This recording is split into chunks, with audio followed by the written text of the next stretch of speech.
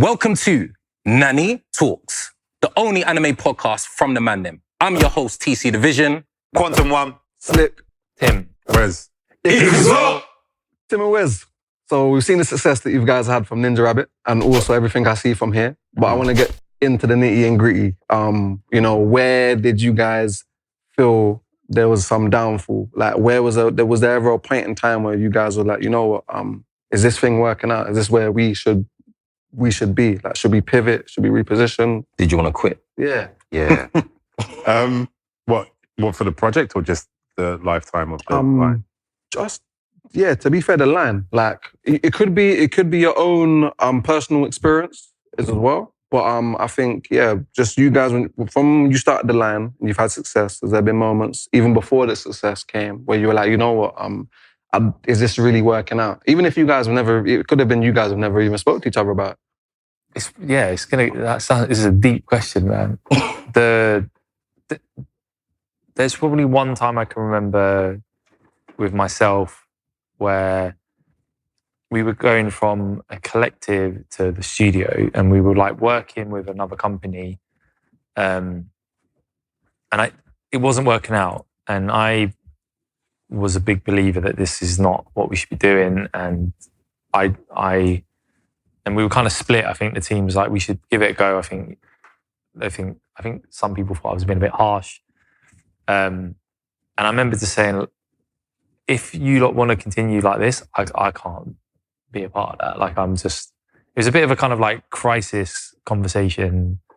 I remember you lot came around Candidly speaking, I would say, I can honestly say that, and you might not agree with this, but I think that particular point, and this other company, I don't even know if I should, we have no ill will towards them or anything like that. It's not that and actually, a lot of the things that was happening there, having our own company now and some of the things that we're speaking about, I'm like, oh, desks do cost money. Oh, there is a cost to having you in this space and stuff. And that's something that we didn't naively take on board. And I feel just to clarify, we were like occupying space in their building. And the thing was like, they're going to represent us as directors. They're going to start a production company. We weren't getting paid, but we were getting desk space. And we had some freelance jobs there. And the thing is, I think they struggled to essentially feed all of us, you know what I mean? Because it's like, It's 6 people you have to, but I think in that period, as Tim was saying, that could have been the end of the line, right? And like, as Tim rightly said, you're saying we were split. I don't think we were split. I think you were like, I think Tim was very much like, you know what? I can't do this anymore and I'm done. Do you know what I mean? And it was one of those things where I can speak for myself personally. I can't speak for the other guys, but I was like, again, you're in a space, you're in the middle of central London, Oxford Street, nice office space, etc. You're making in your mind, what you think is decent money. Right? So you're making decent money and stuff and you've got the equipment, you're not having to worry about rent or anything like that.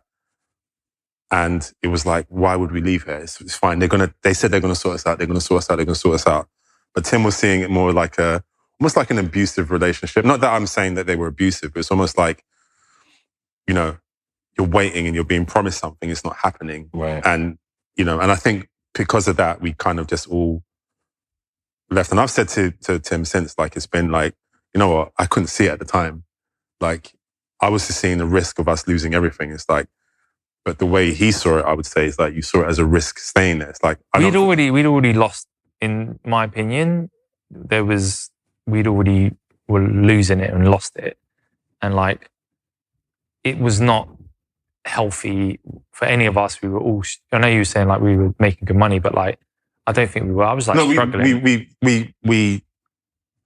We weren't, and like I said, it's how you perceive it. Because when I look back on it, it's not. But again, because I think, and I've said to Tim since, it's like, I couldn't see it at the time. Like you were absolutely right, but I just couldn't see that because again, it's that sort of, I guess that fear kicks and you get comfortable, and I feel like, that definitely can happen. Like I can't say if we're at that point again, but I definitely feel like I know we need to have a conversation about just to realign about, our values, what we want. Because again, people's ideas of something can change and how you feel about something can change. You can start off thinking it's one thing, and you get to a certain point, you start making a certain amount of money, you start having children, whatever the reasons is, you know, your circumstances could change. You know, the people that were there 10 years ago are now ill. Like, do you know what I mean? So it's like, it's one of those things where it's like, I guess the biggest problem with us, I feel like it's hard for us to communicate. Let me speak for myself. It's hard for me to communicate honestly sometimes for fear of being the outlier or the troublesome one or the rocking the boat. But then you're also betraying yourself. And I feel like it's better to say how you feel, even if you might get like pushback.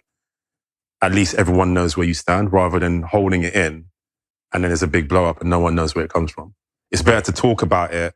Agreed. And we don't, I wouldn't say we argue a lot, but I do feel like, no, I think we hardly ever argue, but I do feel like sometimes, and this is with any group and stuff, like, Have to have that honest conversation. yeah, and it's about creating that safety to have that honest conversation, because no one in the company is bad. No one's intentionally bad. No one's like trying to cause anyone harm. But you have to be, and I've gone through my own journey, especially over the last 2 or 3 years, where I'm like, you know what, I have to be honest about how I feel about this, and I have to say it. Because if I don't say it, how can they know? How can they even fix it? And vice versa. Do you know what I mean? So I would say, if anything, for me, I think maybe communication is, speaking for myself, I'd say I'm getting better at it, but I feel like communication and being honest about how I feel about something has been a challenge for me. Yeah. So off of that, the one thing that I was picking up from that is that potentially as well, I feel like what I got from that is, are you the risk taker in the line? Me? Yeah. Because essentially, and the reason why I say that is because you saw something, you felt like you had that ick, you had that irk in you that said like, we need to pivot now. Now is the time to make a move. So, and that obviously, I think what I got from you was that like the safety net that you had was what was holding you back from seeing it. And essentially you saw that, but I feel like that takes a risk taker to be like, we're gonna take this leap of faith to move from this position and we'll figure it out. I think outwardly it can be seen like that, and it probably makes me seem better than I actually am. For me, it's a matter of perspective, because I believed in us so much that I found it a risk to stay in the actual position we were in. That was risky. Fair. It seemed like we had no control over a situation that was obviously very bad, with people who did not share who didn't. I think we're being a little bit. Sorry, I don't want to go into like sagging people. That's fine. That's fine. I want to be, and you can keep this all in. Like, I want to be fair to people, because like I don't know the ins and outs, but like I didn't like the situation we were in. Yeah. I didn't think we were being treated fairly. I think we were being told the wrong things, and that seemed hugely risky to me to be in that position.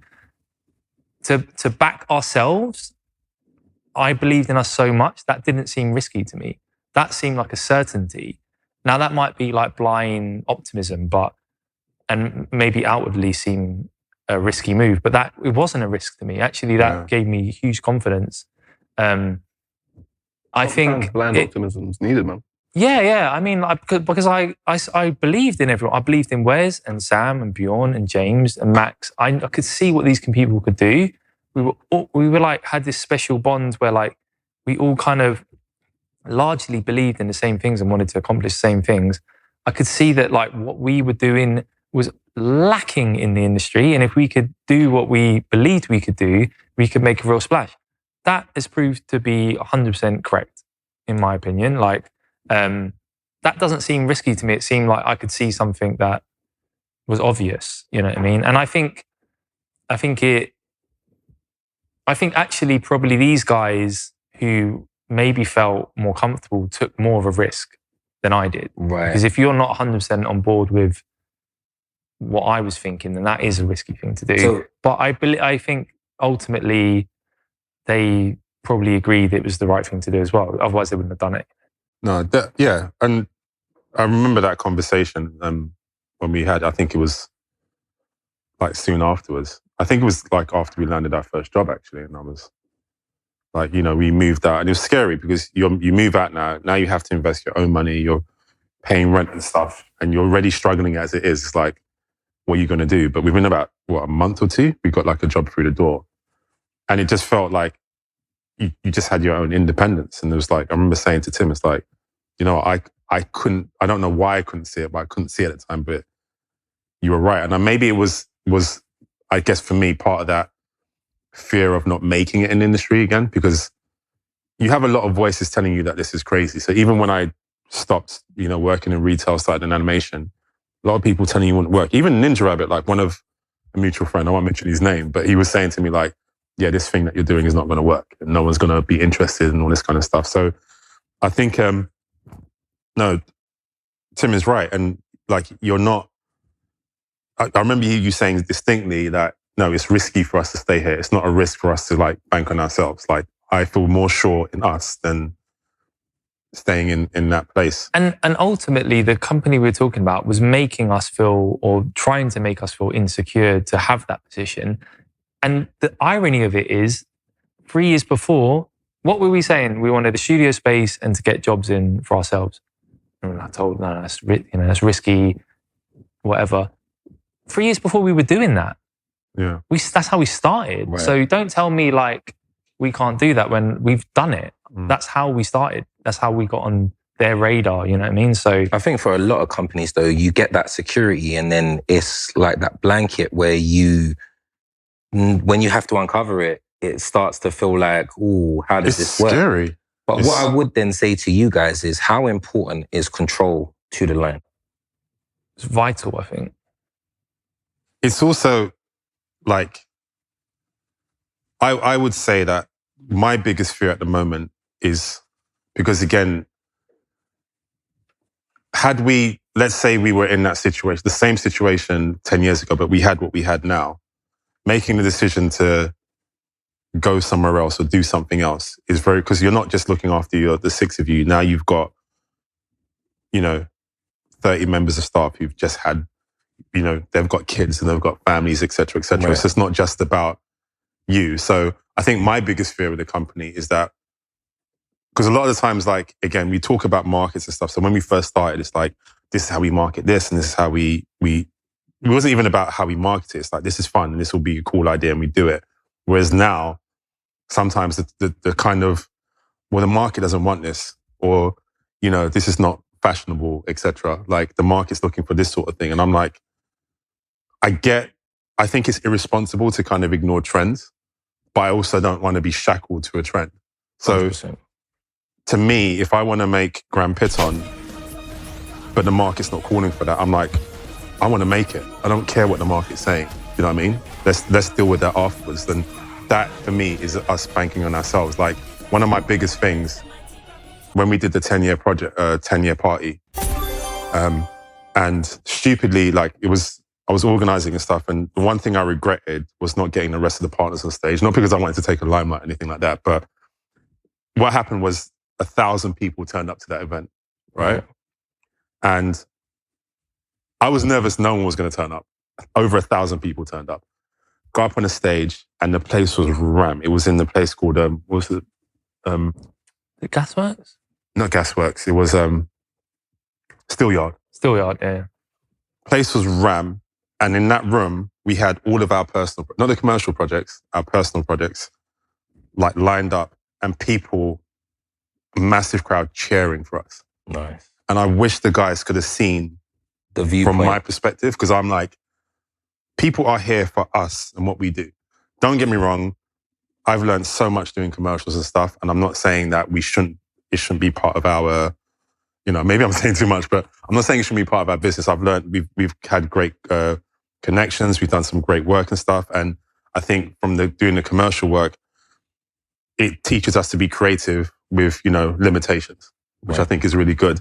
But ultimately, when I see that, I'm like, I wish you guys could have seen that, because it made me see us in a way that I don't think up to that point I'd seen us. Even though I hear people saying, you're this, you're that, but seeing that image is forever burnt in my head. Empowering, right? So yeah, so anytime I'm not working on something that I want to be working on, I get frustrated. Do you know what I mean? Because I'm like, we've got it. Like, we do have it. It's there. Do you know what I mean? We just need to figure out a way to get back to it. You know what I mean? It's not anything anyone's doing deliberately. I think it's just very easy to forget where you came from, essentially. The ambitions have changed significantly because we've gone from going like, well, let's make a 1.5-minute thing to like Python doesn't want to make it as a feature. Right. You know, you can fund 1.5 minutes ourselves. We can do that. Yeah. We've built a company that could do that.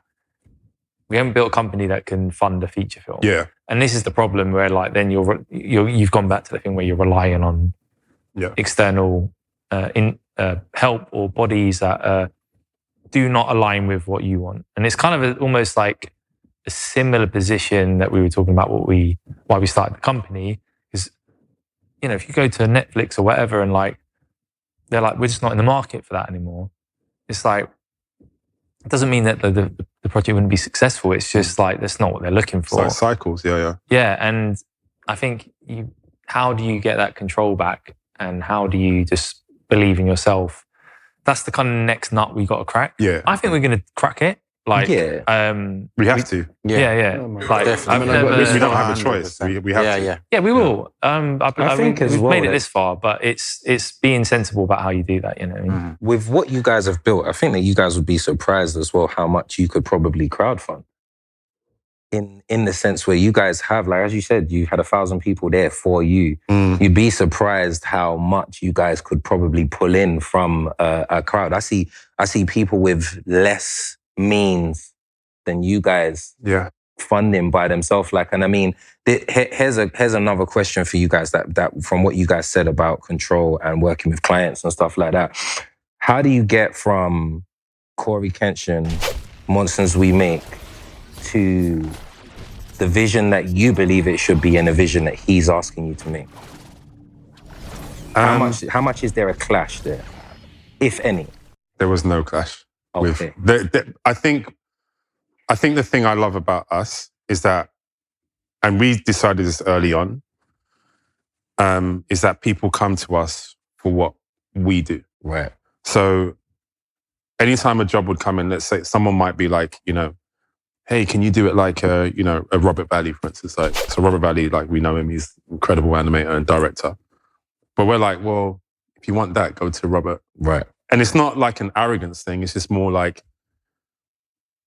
we want people to come to us for what we do because we can give them that. So when Corey came to us, I mean, even that project, I think he saw Grand Piton, and I think he came to us a few times to work on, he really wanted to work with you. Yeah, he wanted to work with me. Yeah. And every time, and obviously like, you know, do you know why that was? I think Laura was saying like we've got and we do have other directors that could have probably done it as well, right? Like I think Lou, who just did the Hades trailer, they could have done that, like most definitely. I think anyone could have done it really. Like I think Tim and Max are the director that you did the Marvel Snap thing, which I think is in a similar vein. Action. I don't think I would. I think we wouldn't have done that. It wouldn't have been that, but that you could have, like it probably wouldn't have looked but I think Corey saw something in my work for whatever reason. It was like, the things, from what I've been told, like Laura was like, oh, we've done this. And he'd be like, well, who did that one? Oh, that was Wesley. And who that one? Wesley. It's like, yeah. And I guess people... It's the purest enemy. Yeah. Just as like when people come to Venla for her projects. So she's like directing the moment, but she did the Heavenly Vessel one and did the one for Warframe as well. Okay. She has a very specific feel and style that I could have directed those projects, but it wouldn't look like her. So I feel like when he came to me for me, that's like a win already, because when I'm saying something now, he's like, okay, I see your work. I trust you. You know what I mean? Fair. Yeah. Whereas if you're coming to me to do someone else's style, you're not going to trust anything I say. So I think that kind of foundation was built very early. And I was like looking at the comic, talking to him about my references, like, you know, Akira, again, Fist of the North Star, Lotus War, Macross, all these, you know, I'm very inspired by the 90s, 90s era of anime. Yeah. So he's vibing with that. So straight away, we're talking the same language. Cool. You know, and anything that went against canon or wasn't in the vision of what he wanted. He was like, oh no, I don't want that. And it's because of this. So we were very, very aligned from the beginning. Fair. And from the first animatic storyboard and stuff, he was Corey's weird because, not weird, but like how he is on his stream is how he is on a call. Like he gets very excited. It's very sincere, sort of like, guys, I'm trying to control myself. This is sick. And, so yeah, it was, like I think when people come to you for what you do, hopefully they'll respect what you do and they'll trust you to deliver what you do. And also, we very much see that when we work with, this might sound a bit like selly or whatever, but like if you're working with a client, or we see them as like, this is your project, you've come to us with this project. So if you want us and we're aligned, then we're all trying to make the same thing. Yeah. You know what I mean? So if you're telling me this ain't right, I've got to trust you that this ain't right. You let me know how to solve it. Don't tell me how to solve it. Tell me what's wrong. I'll solve it for you. That's my job. Your job is to get it to the vision where you want it to be, and you're working together. You know what I mean? And that's, if you approach it like that. Whereas when you go like, I'm the director, you're the client, and there's this kind of battle, which I've seen countless times before we set up the studio with as freelancers. There was always this thing when you worked in an animation studio, the client want this.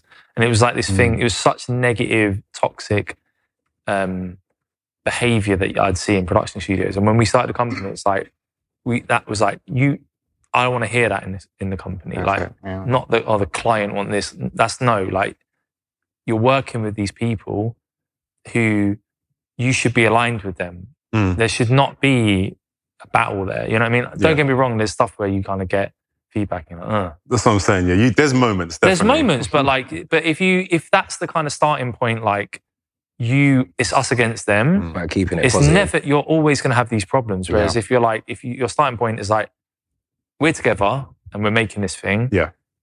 By and large, we have really good relationships, like with our clients, like and have formed friendships with them. Even, you know what I mean? Yeah, I think that's absolutely right. And like Tim said, like there definitely are moments you're like, they want me to do this, but then you have to kind of, number one, catch yourself, because again, it's about realigning and stuff. They know their product, right? So as much as you might think you have an idea of what their products would be, it's their product. They know what it is. So try and find the best version of that. But number two, you have freelancers working with you. You have like juniors and staff. You can't, if you start, from the top being like the client, it trickles down to the rest of the it's the so group. bad. So it's not good. Like you want to try and keep them excited and stuff, and like not this sort of like, again, this negative talk towards the client and making it. And feel you're the captain. If you're the producer on the job or the director, like if you were on a plane and like you heard the captain go, "Oh, for fuck's sake!" Like, and like, do we have to fly that way, or like? You'd be like, oh my God, like, what's going on? I want to aggressive tense. I want to hear like someone posh who's confident when they get on the intercom, you know what I mean? And go, okay, I'm going to get here safely. Like, you are that person. Like, you've got to like, even if you're you don't want to hear a roadman on the plane, no. Snoop Dogg from Soul Plane. You know, still, sorry. Good. As long as they're confident, like I'm cool with it. You know what I mean? Like That's it. Next time on Nani Talks. It's almost become the blueprint of how you represent Black characters. I want to see where else I can go with that.